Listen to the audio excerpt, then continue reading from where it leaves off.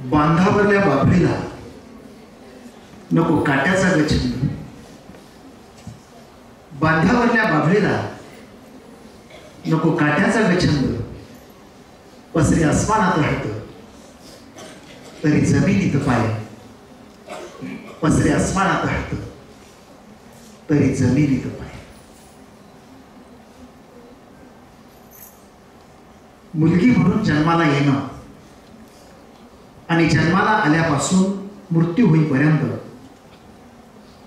तू मुलगी आहेस, तू स्त्री आहेस, तू उलटा आहेस, तू पांढऱ्या कपाळीची आहेस, तू पांढऱ्या पायाची आहेस, तू पालथ्या नशिबाची आहेस. अशा वेगवेगळ्या दुष्णांनी वेगवेगळ्या टप्प्यावर वेगवेगळ्या वेळी जिला सातत्यानं स्त्री असल्याची जाणीव करून दिली जाते आणि जिची अवस्था बांधावरच्या बाभळीसारखी असते की जी धड इकडचीही नसते आणि धड तिकडचीही नसते. आणि काटेरी आयुष्यामध्ये जन्म झालेली ही बाभळ कितीही मोठी झाली आणि कितीही उंच गेली तरी प्रथा परंपरांच्या आणि इथल्या समज गैरसमजांच्या गाळामध्ये, मातीमध्ये, जमिनीमध्ये तिचे पाय रुतून बसलेले असतात. आणि हे रुतून बसलेले पाय तिला सातत्यानं मागे खेचत असतात आणि ओढत असतात. आणि म्हणूनच संत जनाबाईनं स्त्री जन्म म्हणून न व्हावे उदास हे 350-400 वर्षांपूर्वी तिच्यामध्ये आत्मविश्वास निर्माण व्हावा म्हणून सांगितलं की तू स्त्री म्हणून जन्माला आलेली आहेस म्हणून तू उदास होऊ नकोस. तुझ्यामध्ये काहीतरी वैगुण्य आहेस, अबलत्व आहेस याची जाणीव तुला जी सातत्यानं करून दिली जाते आहे म्हणून तू उदास होऊ नकोस. तूच तुझ्या स्वतःच्या आयुष्याला उभारी देऊ शकतेस. आणि म्हणून मग स्वातंत्र्य, स्वावलंबन, स्वाभिमान आणि आत्मसन्मान किंवा सन्मान हे ज्या 4 पैलू आहेत की जे स्त्रीच्या स्वतःच्या आयुष्याला एक सुगंधी बनवायचं काम करू शकतात, ते 4 पैलू फार महत्वाचे असतात, पायाभूत असतात. आणि त्याची जाणीव सातत्यानं अनेक समाज सुधारकांनी, समाज पुरुषांनी, काही विदुषींनी, स्त्री साध्वींनी या समाजाला सतत करून दिलेली आहे. गेल्या 400-500 वर्षांचा जर इतिहास आपण डोळ्यासमोर ठेवला तर डोईचा पदर आला खांद्यावरी, भरल्या बाजारी जाई नवी असं म्हणणारी संत कवयित्री त्या काळामध्ये 600-700 वर्षांपूर्वी समाजाला सांगते आहे की माझ्या डोईवरचा पदर खांद्यावर आलाय, मी सन्मानानं आणि स्वाभिमानानं भरल्या बाजारात जाणार आहे असं आत्मविश्वासानं म्हणते आहे. पण समाज मात्र तिला तू स्त्री आहेस, तू स्त्री आहेस आणि तू स्त्री आहेस अशी सातत्यानं जाणीव करून देतो म्हणण्यापेक्षा जन्मल्यापासून मृत्यूपर्यंत ज्या वेगवेगळ्या गोष्टी आहेत, मग अगदी आहार आहे, विहार आहे, पेहराव आहे, प्रथा आहे, परंपरा आहे, अलंकार आहे, ह्या अशा अनेक गोष्टी आहेत की ज्या तिला सातत्यानं जाणीव करून देत आहेत की तू स्त्री आहेस. आणि मग या सगळ्या पार्श्वभूमीवर ज्यावेळी 1975 हे वर्ष संपूर्ण जगभर जागतिक महिला वर्ष म्हणून साजरं केलं जायला लागलं, तेव्हापासून 8 मार्च हा दिवस जागतिक महिला दिन साजरा केला जातो. खरं तर केवळ 8 मार्चला आम्ही स्त्रीचं किंवा महिलांचं कोण कौतुक करणं एवढ्यापुरतं या दिवसाचं महत्व आणि महात्म्य नाही. आज आपण जागतिक महिला दिन महाविद्यालयात साजरा करतो आहोत. परंतु या महाविद्यालयात लंकाताईंनी सुरुवातीला असं म्हटलं की आम्ही मागच्याही वर्षी आलो, याही वर्षी आम्हाला सन्मानानं या ठिकाणी बोलावलं. खरं तर ताई तुम्हाला मी आणखी एक सांगू इच्छितो की या महाविद्यालयानं एक स्वतंत्र अशी विंग या ठिकाणी तयार केलेली आहे, जिला तेजस्विनी मंच असं नाव आम्ही दिलेलं आहे. मुळातच स्त्री म्हणून जन्माला आलेली जी असते ती मुळातच एक तेज घेऊन जन्माला आलेली असते, एक वेगळं सौंदर्य घेऊन जन्माला आलेली असते, एक वेगळी क्षमता घेऊन जन्माला आलेली असते. पण तू तेजस्विनी आहेस याची जाणीव तिला सातत्यानं करून द्यावी लागते. म्हणून त्या नावाचा मंच आम्ही या ठिकाणी स्थापन केला. त्या माध्यमातून केवळ जागतिक महिला दिन साजरा करणं एवढा मर्यादित उद्देश न ठेवता वर्षभर सातत्यानं तिच्या सबलीकरणासाठी, तिला सक्षम आणि समर्थ करण्यासाठी हे महाविद्यालय, हा मंच आणि महाविद्यालयातील सर्व घटक सातत्यानं कार्यरत असतात.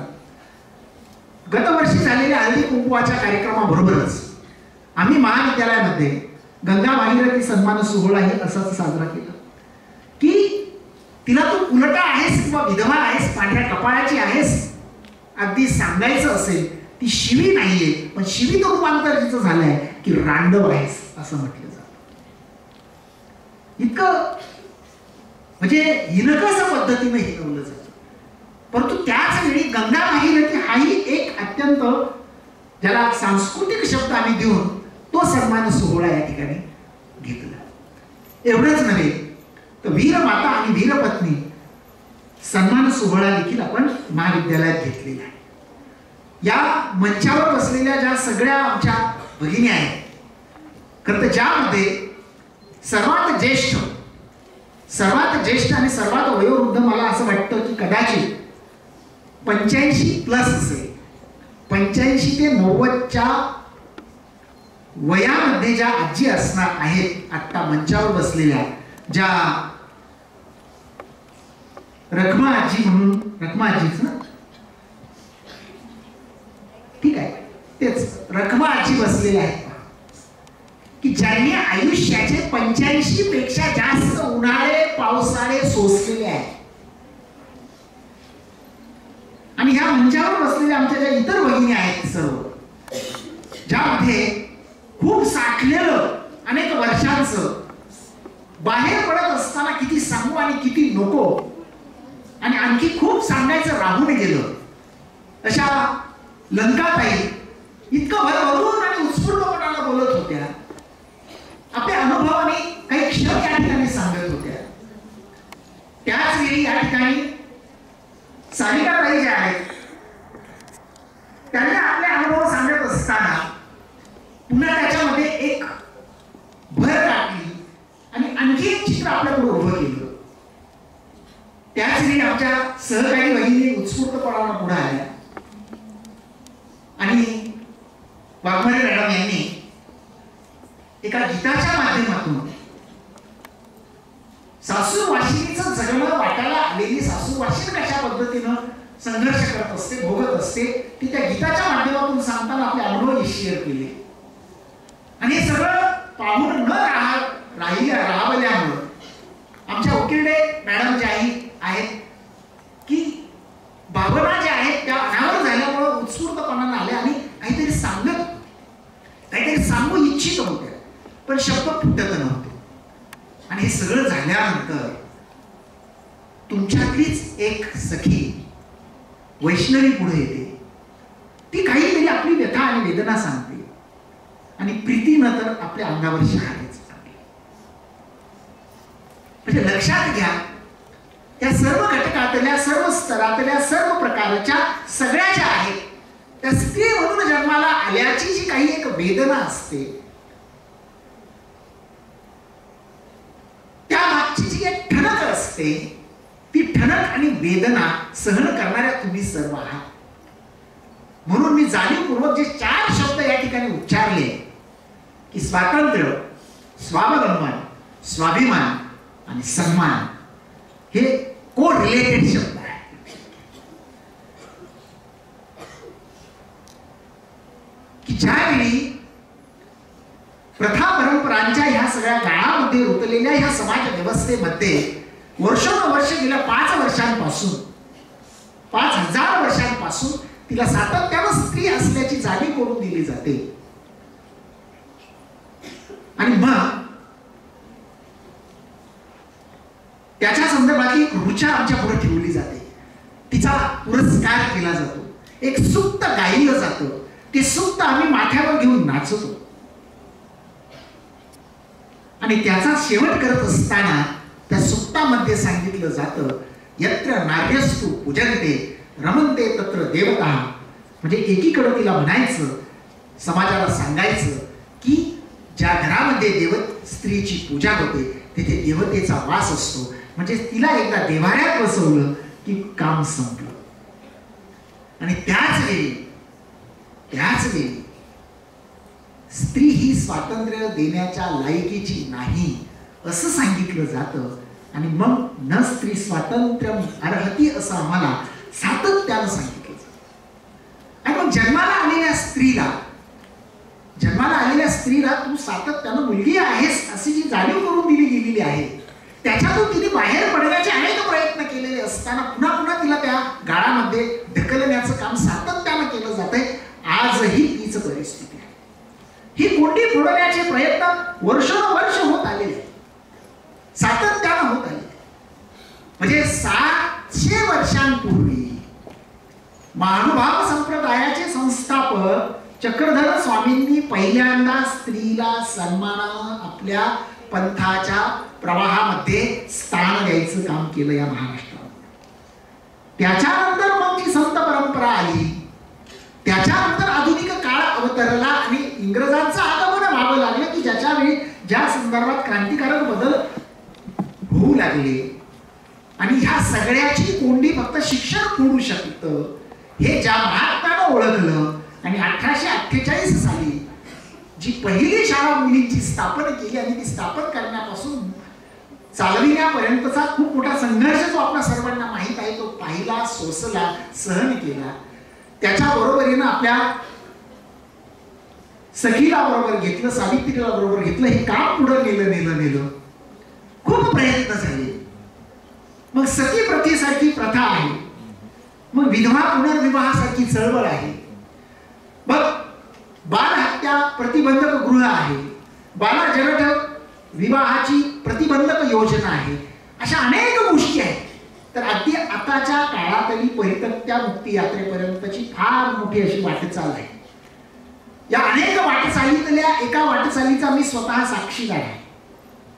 या सगळ्या कर्म कहाण्या मी सगळ्या ऐकत होतो त्यावेळी माझ्या समोर माझी सुद्धा एक कहाणी उभी राहील, माझ्याही मागची एक कहाणी उभी राहील. मी लंकाताईंशी ऑफिसमध्ये बोलत असताना सांगितलं की अगदी शिवाशिव न पाळण्याच्या धर्मापासून, मासिक धर्म ज्याला आपण म्हणतो, जो निसर्गानं दिलेला धर्म असतो, परंतु त्याचं हिनकस गोष्टीत रूपांतर करून स्त्रीला पापाची खाण म्हणून हिनवलं गेलेलं आहे. आणि त्या 4 दिवसांमध्ये तिला अमानुषतेची पशुतत्वाची वागणूक आजही खेड्यापाड्यात दिली जाते. आणि मग विधवा म्हणून आईलं आयुष्य जगताना तर काय काय भोगावं लागतं हे जर आत डोकावून पाहिलं तर खूप भयावह कहाण्या पुढे येतात. म्हणून आज तिला बोलत करावं, तिला सांगत करावं, यासाठी हा कार्यक्रम घेत असताना आमची तृप्ती ज्यावेळी पुढे येऊन उत्स्फूर्तपणानं बोलती होते आणि एक कहाणी माझ्या पुढे ठेवली. अशा अनेक कर्म कहाण्या इथल्या भूमीमध्ये आहेत, इथल्या मातीमध्ये आहेत, इथल्या खेड्यापाड्यामध्ये आहेत. परंतु एक मला या निमित्तानं सांगायचं आहे की समाज आपल्याला सातत्यानं याची जाणीव करून देतोय की तू स्त्री आहेस, तू अबला आहेस, तुझ्याच्याने हे होऊ शकत नाही, तू पायातली वाहन आहेस, पायातच बरी आहेस, ही सातत्यानं सांगतोय. याला उत्तर फक्त आपणच देऊ शकतो, बाहेरून याला उत्तर मिळू शकत नाही. ही लढाई आत्मसन्मानाची लढाई आहे, ही लढाई स्वसन्मानाची लढाई आहे. आपण जर स्वतः ठरवलं तर काय करू शकतो याची कहाणी तुमच्या समोर एक सक्सेस स्टोरी लंकाताईंनी ठेवली की जिथं एकमतीनं तोंड द्यायचं तिथं एकमतीनं तोंड दिलं, जिथं धाडसानं उभं राहायचं तिथं धाडसानं उभ्या राहिल्या. हे धाडस, ही हिकमत परिस्थितीनं त्यांना दिलेली आहे. मुळमुळ रडत त्या बसलेल्या नाही, मुळमुळ रडत नाही बसलेल्या. कारण आम्हाला नेहमी सांगितलं जातं की स्त्रीचं सर्वात मोठे शत्रू जर कोण असतील तर त्यांच्या डोळ्यात दाटणारे अश्रू असतात आणि हे अश्रू गोठवण्याची ताकद जोपर्यंत तुमच्यात येत नाही, या अश्रूंना बाहेर फेकून काढण्याची ताकद तुमच्यात जोपर्यंत येत नाही तोपर्यंत तुम्ही स्वाभिमानानं आणि सन्मानानं जगू शकत नाही. आणि या सगळ्या त्या रणरागिणी आहेत स्वाभिमानाची आणि सन्मानाची लढाई लढणाऱ्या. म्हणून विद्यार्थी भगिनींनो, जाणीवपूर्वक बाळांनो तुमच्या पुढे या कहाण्या ठेवल्या आहेत. तुम्हाला अजून आयुष्याची फार मोठी वाटचाल करायची आहे, आयुष्याचा फार मोठा टप्पा पार करायचा आहे. आणि तुम्ही ज्या वयोगटामध्ये आता वावरता आहात हे न कळतं वय आहे, न समजतं वय आहे. आणि या कहाण्या तुमच्या समोर आलेल्या पाहिल्यानंतर ऐकल्यानंतर तुम्ही कसं जगलं पाहिजे, तुम्ही कसं समर्थपणानं पुढे गेलं पाहिजे, तुमच्या आत्मसन्मानाची जाणीव कशी झाली पाहिजे, त्याच्यासाठीचा परिपाठ म्हणजे हा समारंभ आहे, हा सन्मानाचा सोहळा आहे. कारण स्त्री भुकेली असते फक्त किंचितशा सन्मानाची.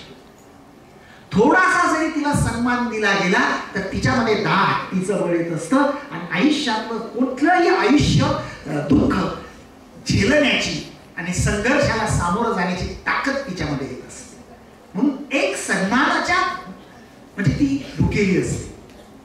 आणि मग विधवा म्हणून ज्यावेळी वैधव्य आलेलं असतं ते वैधव्य आल्यानंतरची तिची वाटचाल ही अत्यंत खडतर असते. आधीच तर स्त्री म्हणून असलेलं आयुष्य, त्यातून विधवा म्हणून आलेलं आयुष्य. आणि विधवेला काय परिस्थिती आहे? माझा एक प्रश्न आहे सगळ्या समस्त बहिणींना.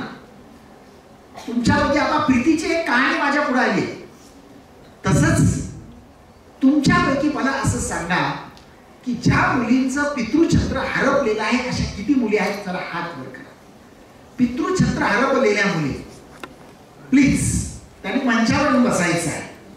मी दरवर्षी पहिल्याच आठवड्यामध्ये जो कार्यक्रम घेत असतो ताई, त्या कार्यक्रमामध्ये पहिलं काम असतं ज्यांचे वडील हयात राहिले अशा मुलांची ओळख करून घेणं आणि त्यांना या प्रवाहामध्ये टिकवून ठेवण्यासाठी त्यांना बळ देणं. एवढ्या या विद्यार्थिनी आहेत, अजून काही मुलं पण आहेत ज्यांचं पितृछत्र कदाचित हरपलेलं असणार आहे. आणि मग त्यांच्या आयांना कशा पद्धतीनं जगावं लागत असणार आहे. कमी जास्त प्रमाणामध्ये प्रीतीच्या आईला जो संघर्ष करावा लागतो आहे, या माझ्या भगिनींच्या मुलांना जो संघर्ष करावा लागलेला आहे, मला स्वतःला जो संघर्ष करावा लागलेला आहे, त्यातल्याच या सर्वांच्या कहाण्या आहेत कमी जास्त प्रमाणामध्ये. कारण वयाच्या म्हणजे 4थीला असताना पितृछत्र हरपलेला मी सुद्धा एक आहे.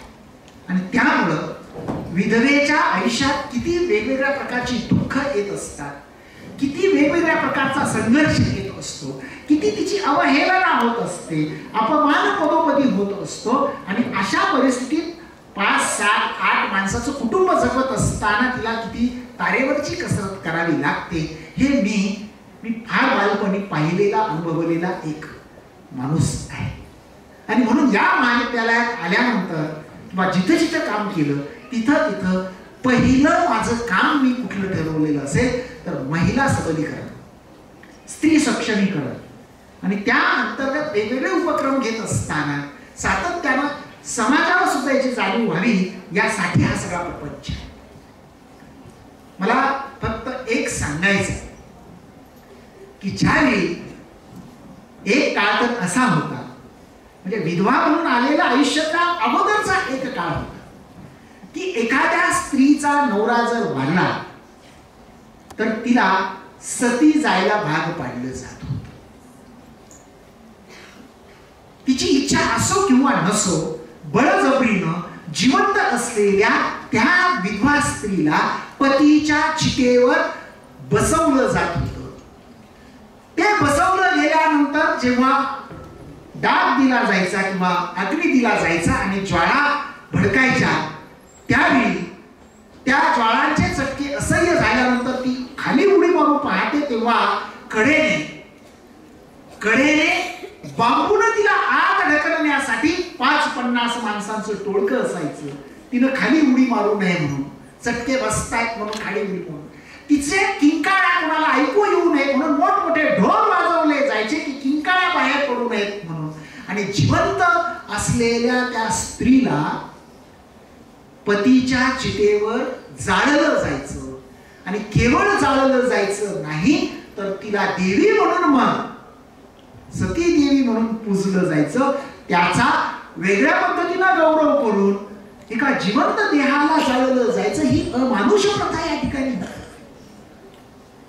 त्या संदर्भामध्ये मग महात्मा फुले आणि प्रभूतींनी जे प्रयत्न केले, राजा राममोहन राय सारख्यांनी जे प्रयत्न केले आणि इंग्रज सरकारला 1827 साली सती प्रतिबंधक कायदा करायला भाग पाडले. त्याचबरोबरीनं मग सती न गेलेल्या स्त्रीची परिस्थिती काय, तर विधवा म्हणून जगणं. आणि मग विधवा म्हणून जगत असताना त्या काळामध्ये लब्ध प्रतिष्ठानच्या घरामध्ये रोडगे सर प्लीज केशवपन केलं जायचं, विद्रूप केलं जायचं आणि तिला जगायला भाग पाडलं जायचं. एवढंच नव्हे तर विधवेवर समाजाची नेहमी वाईट नजर असायची. ती आयतं सापडणारं सावध समजली जायची. तिच्याकडनं जर नाईलाजानं पाय घसरला तर जे बाळ जन्माला यायचं त्याची हत्या केली जायची. म्हणून महात्मा फुल्यांनी बाल हत्या प्रतिबंधक गृह त्या काळामध्ये स्थापन केलं. मग विधवा पुनर्विवाहाची चळवळ पुढे आली. मग त्यामध्ये महर्षी धोंडो केशव कर्वे असतील किंवा अनेक असे समाज पुरुष होऊन गेले की ही पुनर्विवाहाची चळवळ जी आहे ती पुढे जावी. आणि एवढं सगळं होत असताना सुद्धा आजही चित्र फारसं बदललेलं नाही, हे या कर्मकहाण्यांमधून पाहायला मिळतं. कहाण्यांमधून पाहायला मिळतं. सतीची प्रथा बंद झालेली होती तरी सुद्धा मला असं वाटतं की तुमच्यासारखाच FY ला विद्यार्थी होतो. साल मला वाटतं 1987 असेल. सप्टेंबरचा महिना असणार आहे. 3 तारीख होती आणि 3 तारखेला 4 तारीख होती. मी दैनिक सकाळ पेपर वाचत होतो. त्या सकाळ पेपरच्या फ्रंट पेजवर एक फार मोठी बातमी झळकली होती. 4 सप्टेंबर 1987 साली मी अजून विसरलेलो नाही की राजस्थान मधल्या देवराला नावाच्या गावामध्ये उर्फ कुंवर नावाची एक स्त्री आहे आणि त्या स्त्रीला सती जाण्यासाठी त्या गावातल्या लोकांनी भाग पाडलं. तोच प्रसंग, तेच दृश्य, तीच परिस्थिती, 60-70 माणसं हातामध्ये मोठमोठे बांबू घेऊन उभे असलेलं दृश्य, मोठमोठे नगारे आणि ढोल वाजवले जात आहेत. त्या रूपकुंवरला चितेवर ढकललं जात आहे. तिचा फार मोठा मळवट भरलेला आहे, हारांनी सजवलेली आहे आणि त्या रूपकुंवर मोठ्यानं किंचाळते आहे पण तिचा ध्वनी सुद्धा बाहेर पडत नाहीये आणि तिला जिवंत जाळलं जात आहे. एक गाव संपूर्ण त्याच्यात सहभागी होतो आहे आणि त्याची फोटोसहची बातमी दैनिक सकाळच्या फ्रंट पेजवर मी पाहिल्यानंतर माझ्या अंगावर शहारे निर्माण झाले की ज्या महात्मा फुलेंना मी वाचतोय, ज्या राजाराम मोहन रायचा इतिहास मी वाचतोय, त्यांनी जो काही 100-125 वर्षापूर्वी निर्माण केलेला इतिहास आहे, कायद्यामध्ये त्याचं केलेलं रूपांतर आहे, तरी सुद्धा आजही सती एखादीला जावं लागत आहे. म्हणजे ती घटना बरोबर सती प्रतिबंधक कायदा अस्तित्वात आल्यानंतर 158व्या वर्षी घडलेली ही घटना आहे. आणि आज आम्ही ज्यावेळी 2025 मध्ये पदार्पण करतो आहोत, 200 वर्ष पूर्ण होत आहेत, तरी सुद्धा अशा अनेक कहाण्या मग त्या विधवा म्हणून जगत असतानाच्या आजही अस्तित्वात आहेत, पुढे पुढे येत आहेत. मी मुद्दाम हे सगळं तुमच्या पुढे का सांगितलं की आम्ही इतिहास सोयीस्करपणानं घेत असतो. इतिहासातले काही क्रांतिकारक बदल असतात. इतिहासातले आम्हाला सांगणाऱ्या आणि शिकवणाऱ्या काही गोष्टी असतात, त्याच्याकडे सोयीस्कर आम्ही दुर्लक्ष करत असतो. आमच्या पुढे इथं राजमाता अहिल्यादेवी होळकर यांचा आदर्श आम्ही आहे असं म्हणतो. त्या अहिल्यादेवी होळकरांना सुद्धा सती जावं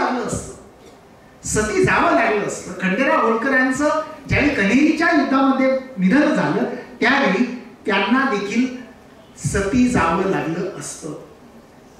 परंतु त्यावेळेसचे त्यांचे सासरे मल्हारराव होळकरांनी काही एक शहाणपण दाखवलं आणि त्यांना सती जाण्यापासून परावृत्त केलं. आणि त्यानंतर मग अहिल्याबाई होळकरांनी जो इतिहास निर्माण केला, तो आमच्या पुढे आहे. म्हणजे सती जाण्यापासून दूर राहून एक नवी क्रांती तयार करण्याची आमच्यापुढे ही घटना आहे. ज्या सावित्रीबाई फुलेंनी आमच्यापुढे एक आदर्श घालून दिलेला, ज्या लक्ष्मीबाई भाऊराव पाटलांनी आमच्यापुढे एक आदर्श घालून दिलेला, हे सगळं असताना सुद्धा अशा कर्म कहाण्या आपल्या पुढे येतात. आणि आता मग एकल महिला म्हणून आयुष्य जगत असतानाचे जे संघर्ष वाट्याला येतात, त्या संघर्षावर मात करून पुढे जायचं असेल तर परत एकदा स्वातंत्र्य, परत एकदा स्वावलंबन, परत एकदा स्वाभिमान आणि परत एकदा सन्मान, ह्या 4 गोष्टी फार महत्त्वाच्या आहेत. जोपर्यंत आम्ही स्वतःच स्वातंत्र्य घेऊ शकत नाही, जोपर्यंत आम्ही स्वावलंबी होऊन स्वतःच्या पायावर उभं राहू शकत नाही, जोपर्यंत आमच्यामध्ये स्वाभिमान येऊ शकत नाही, तोपर्यंत आम्हाला सन्मान देखील मिळू शकत नाही. आणि मग जर आपल्याला सन्मान मिळावा असं वाटत असेल तर आधी स्वतःपासून आपण सुरुवात केली पाहिजे असं या निमित्तानं मी सांगतो. आणि या ठिकाणी केवळ जागतिक महिला दिन आम्ही आज साजरा केला, आजच्या दिवशी हा सन्मान सोहळा झाला म्हणजे सगळं संपलं असं नव्हे. क्षणाक्षणाला आम्हाला निसर्गानं निर्माण केलेली सर्वात सुंदर मूर्ती कोण असेल तर ती स्त्री आहे याची जाणीव ठेवावी. आम्ही जन्म घेतलेला आहे तो एका स्त्रीच्याच पोटी. आमच्या आयुष्याला नवीन दिशा द्यायचं काम केलेलं आहे ते एका स्त्रीनंच. आम्हाला आयुष्यभर साथ सोबत करायचं काम करते ती एक स्त्रीच.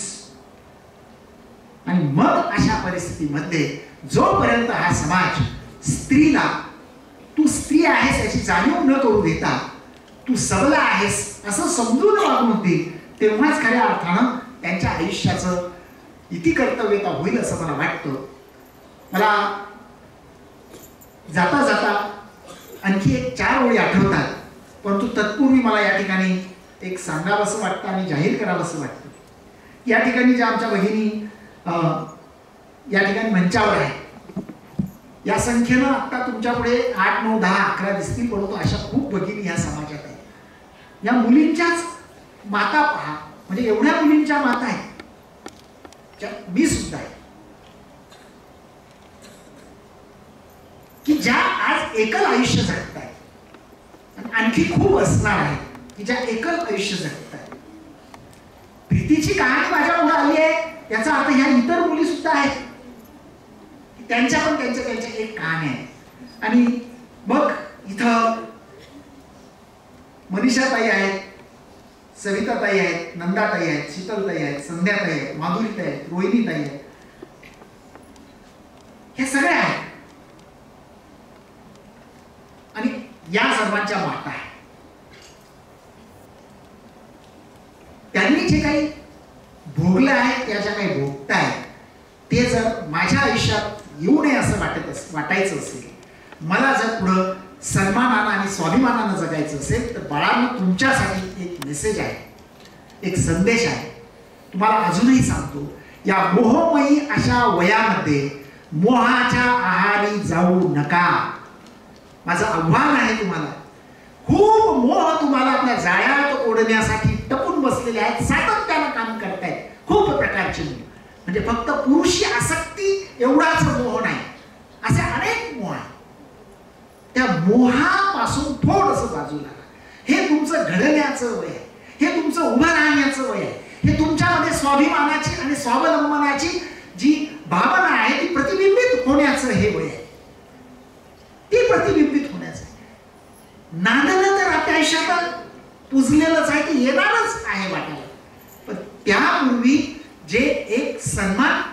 अभिमान नावाचा भाग आहे, तो फार महत्वाचा आहे. त्याच्यासाठी ही लढाई आहे, त्याच्यासाठीचे हे उपक्रम आहे. मला प्रीतीची कहाणी नव्यानं आज कळते आहे. मी या निमित्तानं सर्वांसमोर आपण ज्या पद्धतीनं दरवर्षी अशा काही मुलं किंवा मुली असतात त्यांना आपण काही एक वेगवेगळ्या पद्धतीनं नाही काही तर पूर्ण फुलाची पाकळी म्हणून महाविद्यालयाच्या वतीनं मॉरल सपोर्ट करत असतो, काही फिजिकल सपोर्ट करत असतो. मी प्रीती आणि तिची बहीण या दोन भगिनी ज्या आहेत यांची जी काही नाममात्र फी महाविद्यालयाकडनं वसूल केली जात असते किंवा घेतली जात असते, नाममात्र जी असते ती फी 2 वर्षासाठी दोघींची माफ करत आहे, त्याची घोषणा यांनी केली. फक्त त्यांनी त्या फी भरण्याच्या वेळी मला येऊन या ठिकाणी भेटायचं आहे. बाकी मग त्यांना स्कॉलरशिप अदर ज्या काही गोष्टी आहेत त्या मिळतीलच, पण जी काही महाविद्यालयाच्या वतीनं असते ती या ठिकाणी मी या ठिकाणी घोषणा करतो. या माझ्या इतर विद्यार्थी आणि विद्यार्थिनी भगिनी आहेत यांची माझ्या मते कदाचित आपण सुरुवातीला जी नोंद केलेली असते त्या यादीत जर नोंद असेल तर ठीकच आहे, पण आपण अशा मुलींची आणि मुलांची एक स्वतंत्र मीटिंग वर्षाच्या शेवटी घेऊया की ज्याचे वडील हयात नाहीत अशा सर्व मुलांच्या आणि मुलींची. त्यांचं काही एक थोडंसं इंटरॅक्शन माझ्याशी होईल. त्याच्यानंतर मग कुणासाठी आपल्याला काय करता येईल, कुणासाठी काय करता येईल पुढील शैक्षणिक वर्षासाठी त्याच्या बाबतीतलं नियोजन आपण करू.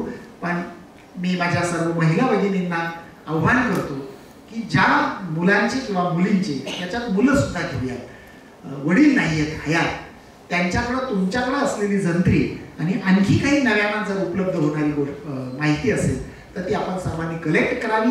ती कलेक्ट करून ज्युनियर असेल तर वर्ग शिक्षक, सिनियर असेल तर मेंटॉर मेंटी आपली आहेच, त्या मेंटॉर मेंटीच्या अंतर्गत असं यादी आपली तयार करावी. तेजस्विनी मंचाने जो महिला सबलीकरण कक्ष आहे त्याच्या सर्व मेंबर्सला सांगतो की ती आपण कलेक्ट करावी आणि त्याच्यावर आपल्याला पुढे काय कार्यवाही करता येईल ते आपण ठरवूया. मला असं वाटतं सारिका ताईंनी सुद्धा मला एक चिठ्ठी पाठवली, म्हणजे मी ती वाचली नव्हती, मी बसल्या बसल्याच ठरवलं होतं, पण ठीक आहे. त्याच्यात आणखी एक भर सारिका ताईंनी सांगितलं की 18 वर्षाच्या आत ज्यांचं वय आहे अशा ज्या मुली आहेत किंवा मुलं आहेत त्याचे पालक म्हणजे जर वैधव्य आलेलं असेल, एकल असतील तर त्यांना बालसंगोपन योजना जी आहे त्या योजनेचा लाभ आपल्याला देता येतो. तर अशी जी काही मुलं असतील, मुली असतील तर त्याची मी परत एकदा सांगतो, या यादीचा आपण तिकडं पण हे करूयात आणि सारिकाताई आणि या सगळ्याच मंडळीचा मदत घेऊन त्यांना काय सपोर्ट करता येईल का, मदत करता येईल का, त्यासाठी एक फोन नंबर आहे. तो फोन नंबर आपण खिलारे मॅडम आणि इतर ज्या महिला आहेत त्यांच्याकडनं घ्यावा. तरी जाहीरपणानं हा नंबर सांगतो. तुम्ही सगळ्या लक्षात घ्या, वडील नसल्याचं दुःख काय असतं हे वडील असलेल्याला कळत नाही, वडील असलेल्याला कधीच कळत नाही. म्हणून तुम्ही फार नशिबवान आहात, तुम्ही फार नशिबवान आहात मुलांनो. म्हणून लक्षात घ्या, तुम्ही कसं जगलं पाहिजे हे तुम्ही ठरवा. त्यांचा नंबर आहे, तुमच्या सानिध्यातील तुमच्या मैत्रिणी किंवा कोणी वर्गमित्र असतील तर सारिका परिहार मॅडमचा नंबर देऊन ठेवतो 7083080996. तरी हा नंबर मॅडमकडेही असेल, तुम्ही त्यांच्याकडनं घेऊ शकता 7083080996. पुन्हा जाता जाता फक्त परत एकदा सांगतो, स्त्री जन्म म्हणून न व्हावे उदास हा मंत्र लक्षात घ्या. मी मुलगी म्हणून जन्माला आली आहे म्हणून अजिबात नाराज, निराश, उदास व्हायचं काही कारण नाही, कुठलाही न्यूनगंड मनामध्ये ठेवायचं काही कारण नाही. तुम्ही तितक्याच सक्षम आहात, तितक्याच समर्थ आहात, तितकीच ताकद तुमच्यामध्ये आहे. फक्त तुम्ही तुमची आत्मसन्मानाची लढाई तुम्हाला लढायची आहे हे लक्षात ठेवा. तुम्हाला लढायची आहे. नाहीतर मग परत तो कवी म्हणतो त्याप्रमाणे, इतकेच मला सरणावर जाताना कळले होते, मरणाने केली सुटका जगण्याने छळले होते. असं जर आपल्या वाट्याला यायचं नसेल की मृत्यू हीच माझी सुटका करेल, अशी शोकांतिका आपल्या आयुष्याशी होऊन द्यायची नसेल, जगण्यानं छळलं आहे म्हणून मी मृत्यू कवटाळते आहे असं जर माझ्या वाट्याला येऊ द्यायचं नसेल तर मग माझा स्वतःचा आत्मसन्मान मी स्वतः जागा केला पाहिजे. तो आत्मसन्मान जागा करायचा असेल तर माझ्यामध्ये स्वाभिमान आला पाहिजे. माझ्यामध्ये स्वाभिमान यायचा असेल तर मी स्वावलंबी झाली पाहिजे. आणि मला जर स्वावलंबी व्हायचं असेल तर मी स्वतंत्र बाण्यानं विचार केला पाहिजे. कुणाच्या ओंजळीनं पाणी पिता कामा नये एवढं लक्षात ठेवा. एवढंच या निमित्तानं सांगतो आणि पुन्हा एकदा या सर्व समस्त भगिनींविषयी आदर व्यक्त करून या ठिकाणी थांबतो. धन्यवाद. जय हिंद, जय भारत. खूप खूप धन्यवाद.